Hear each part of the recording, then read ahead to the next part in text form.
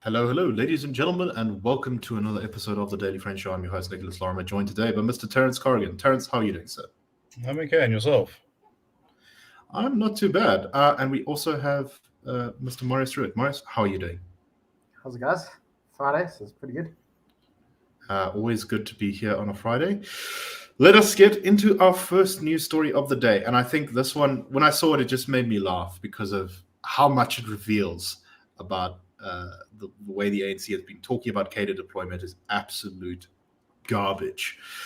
So in a extensive interview with News 24, Enoch Godongwana, the Finance Minister, said that cadre deployment, if applied to the National Treasury, where he says that it has not been applied, would, quote, kill the institution.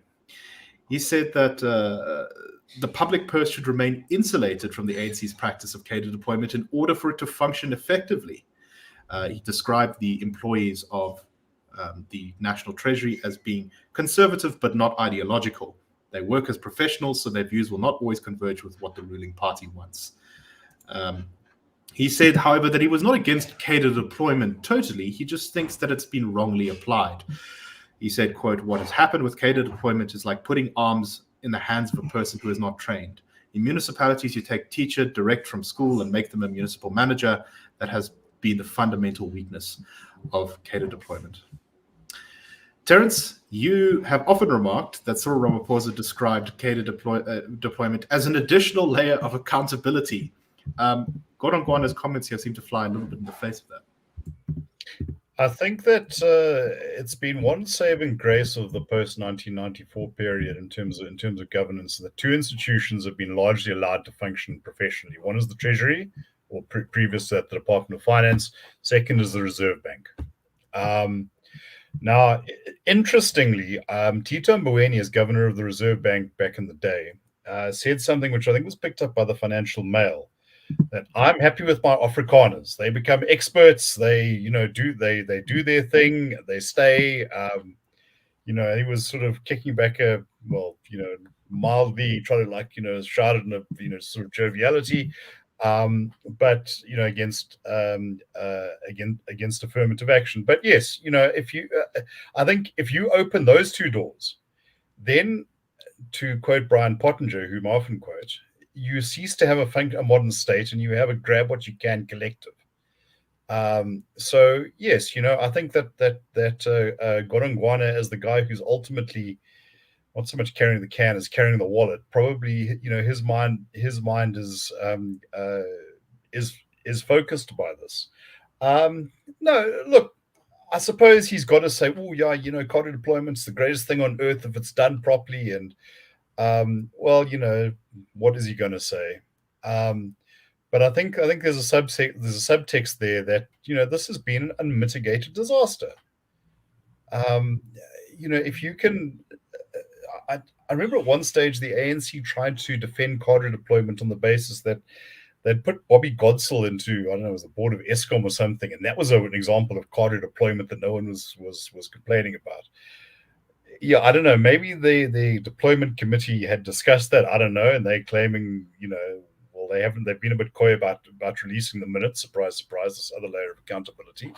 But I doubt very much that Bobby Godsell had to submit his CV to the Thuli House. No, I mean it's in a way it's beyond. It's insulting, really. God bless the Minister of Finance for at least opening a sort of crack in the door here. This is bad news, irrespective of whether it's in the Kakama South local municipality where you have the head of the local Tribune Association becoming the municipal manager or whatever, or whether it's the Director General of Finance. It's unconstitutional, it's illegal, it's criminal. The only accountability you get there is the kind of accountability you have in the mafia. Very well said, Marius. I think that this is evidence that there is perhaps the kind of intellectual, ideological pressure on ANC to admit the failings of cadre deployment is quite intense now, with the finance minister have to say this. And it's interesting that the ANC themselves basically admit that their own policy is destroying the country. What do you make of this? I don't know. You can't really add much. I mean, it's really kind of, cognitive dissonance. I don't even know that's what you'd call it, but it's bizarre. I mean, Godongwana admitted that cadre deployment's a terrible thing, basically, and that's why we can't have national treasury, but it's okay everywhere else. And I mean, but it is kind of the thin end of the wedge, though, I think. I mean, he didn't just say it was bad. He said it would kill the institution. Yeah, exactly. And also, I mean, I think in some way, National Treasury and the South African Reserve Bank is the last things that are really holding South Africa back from becoming a parasite or a vampire state. Kind of state where it just sucks up all the resources and doesn't give anything back. I mean, in some ways, I think we're already maybe a parasite or a vampire state. But in those two institutions are, like the real two last bulwarks against the real, looting and pillaging of state resources and so on, even though we have that already to quite a large degree. But yeah, I mean, as I think it's the thin end of the wedge, and it's good. I mean, Enoch Godongwana, he's not a nobody in the party. I mean, he's the Minister of Finance. He's quite influential. He was head of I don't know if he still is, but he was head of the Economic Transformation Committee in the NEC or the National Working Committee. So he's somebody whose words carry a bit of weight, I think, there. So yeah, I think it's something that you have to look at. And I think it's one of these things when you see ideology meeting reality in South Africa and within the ANC.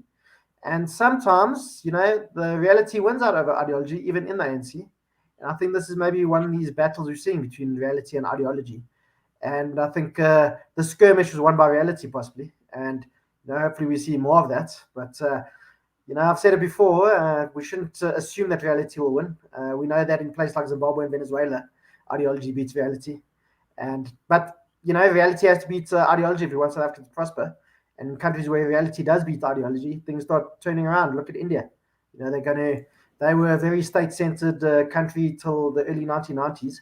Then they let the free market start doing its thing. The country now has got more than 1 billion people, my largest population in the world, and it's growing by 7% a year. I mean, that's absolutely phenomenal. We'd kill for a growth rate of 3% a year, never mind 7%. So, yeah, but maybe this is what the wake-up call that the ANC maybe needs. But I think the only time we'll start seeing a prosperous South Africa is when we're in a post-ANC South Africa, to be honest. It's sort of this when he talks about cadre deployment being misused. I mean, he compares it to basically giving someone who has no idea what they're doing a gun, which is, I think, quite a powerful image. And sort of the implication here is that, we can do it better. We just got to make sure that we can deploy correctly. We can deploy correctly trained people into things. But where's the ANC got this massive pool of highly dedicated professionals within the ANC ready to deploy into the whole government? It's just kind of the sort of part that's being left out is how you could actually do cadre deployment better, because it's just nonsense. They can't. No one could. Not the ANC, not anyone else. Terence, your final thoughts? Well, no, you can't. But also, I don't even think we should. It's like saying, well, I robbed you, but I did it with a smile, or I murdered your father, but he didn't suffer. I mean that because this whole thing is counter-constitutional. It's illegal. It is criminal. The Chief Justice has said so. What more do you want? Metaphors escape me. No, exactly. And anyway, I hope that that government is confronted with this every single time they bring up cadre deployment. And if Cyril Ramaphosa ever has the gall to declare that cadre deployment adds an extra layer of accountability, that we certainly will go after him for that. Well, just remember, folks, that the presidency, not just the ANC, is defending against the DA's case on the matter. Your tax dollars at work, my friends. Tax rand. Right. So Godongwana should perhaps have a conversation with his boss. maybe they should save the money on that one. So guys, Anyway, have you ever considered that real Cadre deployment has been tried yet? Apparently not. Apparently not. We've been doing the low rent version of it. We just tweak it a little bit, it'll work this time, instead of destroying every single SOE and government department. But anyway, let's move on to our next story. And if anyone, so South Africa has this horrible trend over many years where every December there's some sort of racial incident that goes viral on social media. And this December, we had accusations that Hank's Old Irish Pub on Cape Town's Bree Street had denied entry to a black patron. This guy, Debiso Danka, and his friend Christopher Logan were, according to their story, trying to get access to the pub. And the black guy was prevented from getting in due to his race. They went and claimed laid charges. The EFF protested outside. The pub laid counter charges saying that they were lying. And it looks like some of those charges have now fallen apart and been withdrawn. They didn't even get onto the court roll. Terence, can you tell us a little bit about what happened here? What's the story with this incident? Well, it's what happened seems to follow this timeline. There was apparently some sort of dispute about Tabiso's age. Now, this is not entirely unusual. Most establishments like that have a no under 18s. This is no under 21. There was a place in Pietermaritzburg that I remember that had no under 23.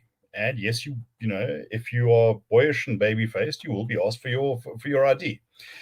The narrative that was spun was that the bouncer had said, no, well, black patrons must be accompanied by whites because blacks cause trouble and steal, apparently. And then this video surfaced showing Christopher Logan in full social justice mode, confronting the establishment on its blatant racism, and then pictures appeared of his face having been beaten in, and it went up to the cabinet. The cabinet released a statement praising his courage and whatever. Well, the assault charges have fallen apart because, as it happens, Hank's Irish Pub has a CCTV system. I've watched the footage. The only person who seems to have acted aggressively was Christopher Logan himself. What happened was that the footage taken was apparently professionally edited to create a particular impression. The bouncer in question was not, a large khaki-clad Boer, but a Congolese guy. Hank's Irish Pub, apparently the owner has a very prominent reputation for working particularly with African refugee communities and for showcasing a lot of local talent. Many of whom are black. After the story broke, it seems that the two complainants made themselves scarce, and their social media accounts suggest that they went to the United States. Great gig if you can get it. Christopher Logan seems to have some links to the EFF, so he didn't go and look, seek solace in Zimbabwe, but to that hub of imperialism. The case itself went through apparently 5 different investigators, none of whom said there was a case. Now, Hanks took enormous reputational damage because you have this sort of piling on effect. 1 or 2 musicians attempted to defend them, but they were dismissed. How can you associate with these dreadful racists? They obviously lost a great deal of business, and apparently the bouncer in question, his wife was giving birth to a child. Imagine going through all of that. Your income's been disrupted, and apparently he has now laid a charge against Christopher Logan. The difficulty, and there's also apparently a civil case now for criminal injuria, but it's proving very difficult to find these 2 young men who were so eager to, media influence the world, when it suited their narrative. big story to come out of this. This seems to be, complete bunkum. Perhaps the guy was upset about being asked for his ID. It happens. But I do think that perhaps there is, if there is a lesson, perhaps we can just wait for the full details to emerge before damning people to hell. And this goes for some of our social media personalities, some in the media environment, and dare I say it, the cabinet as well. But one can hope for many things. Marius, these things are always so depressing because there often seems to be a kind of this kind of gross political feeding frenzy when people fight in a spur or something stupid like this happens. And we've seen so many of these cases where the accusation is racism. The accusation is that this is proof that apartheid lives amongst us very powerfully in the country, and that we haven't made any progress since 1994. And there's protests and heated rhetoric, and people lose their minds. And in a bunch of these cases, the infamous one, of course, being Schweitzer-Reneke, but also now it seems this one, the facts just don't match up with the rhetoric and the accusations and everything. And it's so toxic for the country every single time. Your thoughts on this? Yeah, I mean, it's, as you say, it's pretty depressing. And I think often the supply of racism exceeds the demand for it from some of the chattering classes. And yeah, I think this is a good lesson for people. Don't jump onto bandwagons. Wait until the true facts come out. And this is the thing, people just need to stop and think for 10 or 20 seconds. This, just for me, when this all emerged, it simply didn't pass the smell test. I couldn't think that a pub in the middle of Cape Town, which is, pretty cosmopolitan area of the country and whatever, people from all walks of life are going to be frequenting it and so on, that they're not going to allow black South Africans or black people in 2022. I think it's happened last year. Or just for me, it didn't make any sense. Like, if maybe you could, if there's some pub in, like some Kokololi town in the Free State or, Limpopo, in like some farming area where they said they're not allowing black people in, even then you think like maybe, but that could possibly be true. There's still some of those kind of issues in the parts of the country, obviously, but not in the middle of Cape Town. And just for me, it just simply didn't pass the smell test. And yeah, I think there's just people rushed to get on bandwagons. I know there were a couple of journalists, Nick Barr's one who comes to mind, who, he had to go and he tweeted with one of the words. Whenever somebody starts tweets like this, then it's a problem. Dear white South Africans. And then rant about how terrible all white South Africans are, except obviously Mr. Barr himself, who's, one of the enlightened guys. The rest of us are all terrible, backwards racists. And then when this all emerged, I saw now he tweeted out an apology, which is good for him, I suppose. But I think it's just a lesson. Just wait, see what the real facts on the ground are. And as I said, just do the smell test. And just for me, this simply didn't pass the smell test. And it is toxic. People, I think this Christopher Logan chap, for whatever reason, he wanted to use this to boost his own profile, whatever the case was. And it's toxic, and I think we need to make false accusations of racism nearly as bad as actual racism. And I think we also then this leads to the boy who cried wolf. Obviously that old parable. If people are always screaming racism when there isn't racism, then real acts of racism, people then ignore it. And and to be honest, I think real full-on explicit white on black racism in South Africa is a bit of a dog bites man. I mean, a man bites dog story in South Africa these days. Like, as I say, like full-on explicit racism. We can talk about all kinds of things of implicit racism, but where people are, really being openly racist to white South Africans, to black South Africans, I don't think it happens that often anymore. As I say, it's more of a man bites dog than dog bites man. Obviously, I'm not saying that racism isn't a problem in South Africa and doesn't exist or whatever, but I just think, and also, I think race relations for all the problems in South Africa are actually not too bad. I think people generally get on pretty well. Our own surveys show that. And I think in general, people just want to get on with the business of trying to make a living in this country. And, they don't really care what the skin color of other people are. They just want to work together and, provide for their families and, have a roof over their heads. So I think for me, the biggest problem here is when these stories gain the kind of media traction. So, stupid things going viral on social media, things that aren't true going viral on social media. That's always going to happen, right? People talk, there's rumors, that kind of stuff. And you're never going to stop that. Doesn't matter how many seminars you have on misinformation or whatever. But what really concerns me is when these kinds of stories are given legitimacy by more established media institutions, more mainstream media institutions, when they sort of start to report the thing and they don't investigate the claims very thoroughly. And then the thing gets a whole level of credibility that allows political bandwagoning and that kind of stuff.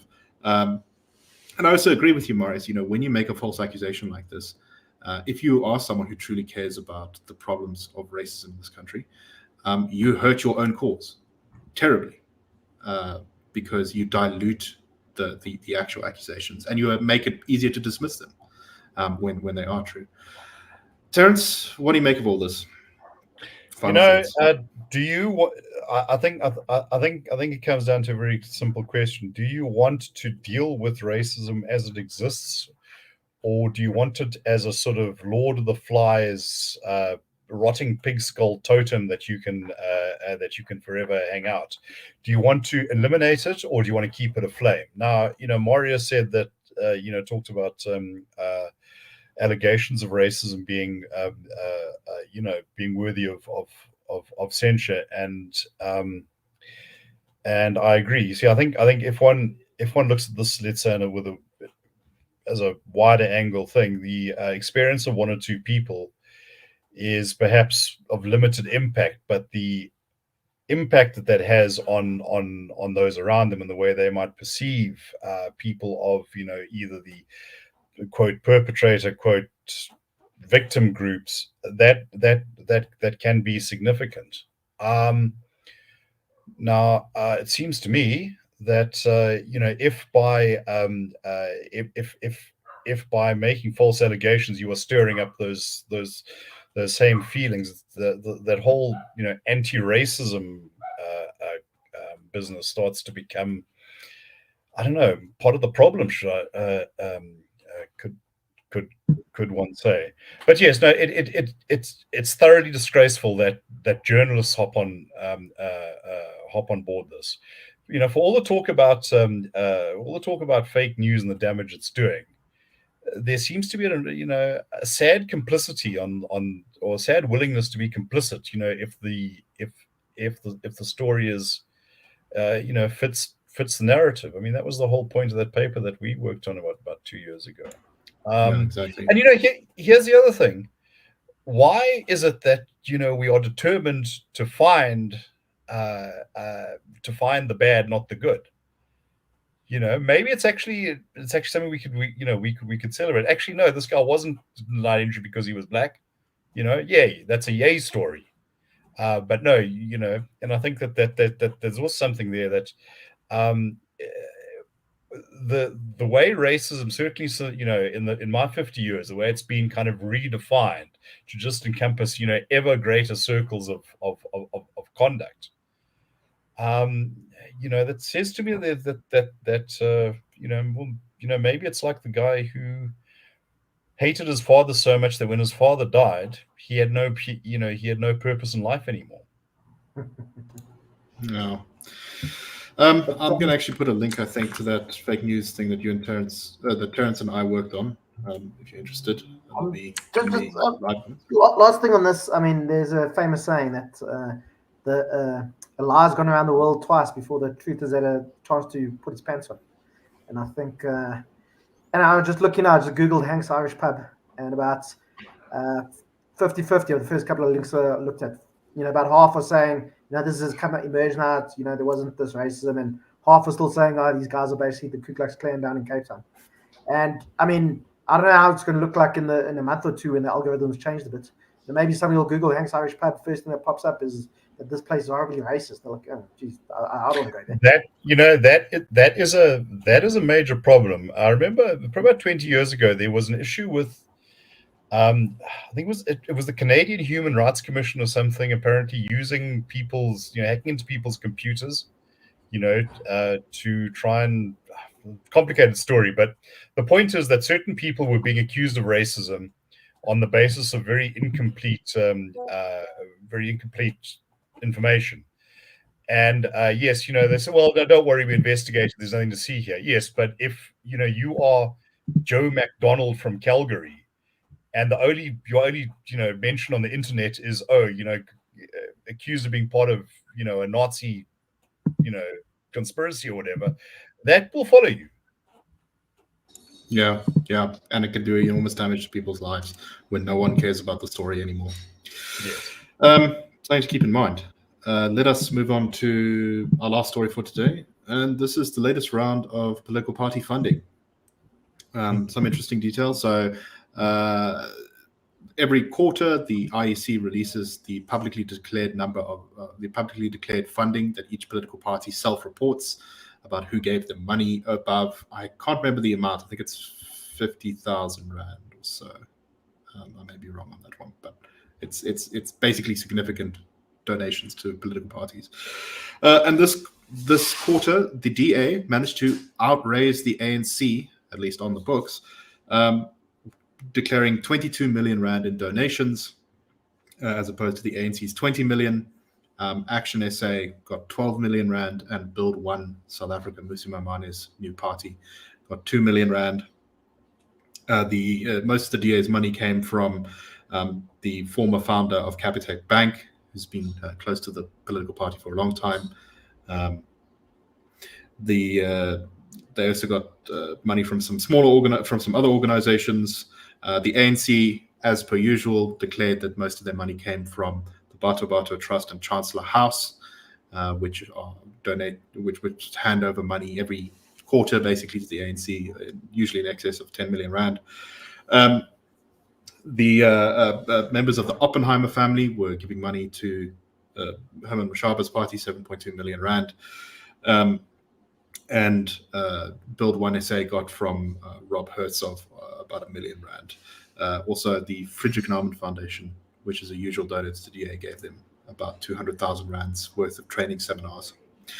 So, Marius, what do you make of this? I think, of course, and we've mentioned this before, the notable exception here is how the EFF, the country's third biggest party, once again claims that it didn't get a single donation of any significant amount, that it was all, that it's able to completely fund itself off of its parliamentary stipend, and that going into the next election, we can expect a much scaled down EFF campaign, because they're clearly not getting donations. What do you make of all this? Well, I think they also claim that they get like small donations, like 10 or 20 rand from their members. That kind of. I'm sure they get some. But I mean, just when I read that, first thing that came to mind was LOL, LMAO. Like, come on, if we look at the rally at FNB Stadium, when was it? End of July. I mean, that didn't cost $50. That was in the millions to do that thing and bring all the people up and fill it up. Well, with that rally, we know how they funded the buses, which is they got all of their MPs and councillors to personally hire buses and raise money for that. So but I mean, apart from that, there's nothing too surprising there. I think it's pretty good for the country to see where kind of money's coming from. There's, I mean, not too many surprises, but also, as we said before, it's quite interesting that the DA is getting more money than the ANC. But also, like we said before, I wouldn't be surprised if some, money, undeclared money is coming from people to the north of us into the ANC's coffers. People who remain nameless, should say he's a former KGB agent. He's from St. Petersburg. And I think he might be giving money to the ANC, but I don't want to get off, so I'll keep quiet about who I think it is. But it's, we'll probably see, it'll be quite interesting ahead of the election next year, where in the first quarter and so on, where money's coming from the different parties. Terence, what do you make of this? I think this is a slightly under-discussed thing that's going to affect next year's elections, is how much money the various political parties have. And I'm sure the DA is probably pretty happy with the fact that they've managed to, I think this is the second quarter where they managed to outraise the ANC. That I think useful. I think that the ANC has always had the advantage of incumbency. So, people would give to them even if they're not going to vote for them, because, you need to keep them sweet. I think the ANC has become somewhat toxic. But I do think that there are probably many ways to skin this particular cat. I think Marius is quite correct in his speculations. EFF, well, I think I really get the sense that the EFF believes that since it's engaged in a world titanic struggle, rules don't apply to them. But something interesting that hasn't garnered much attention is the ANC says it wants those limits raised, because they can't. They're finding it more and more difficult to raise funding. Interesting that the whole transparency thing, which was always a big concern for the DA, now seems to be working for the ANC. So, that is weird very things interesting. happen in this new South Africa, as someone once said. Indeed, how the ANC has actually complained more about this law, which they passed, that would create the more transparent political funding than the other parties have. Marius, any final thoughts on this before we close up for today? No, but I think it was former President Zuma who called this place a funny democracy. I think those were his words. I mean, maybe are still relevant today. Probably been for quite a long time still. Well said.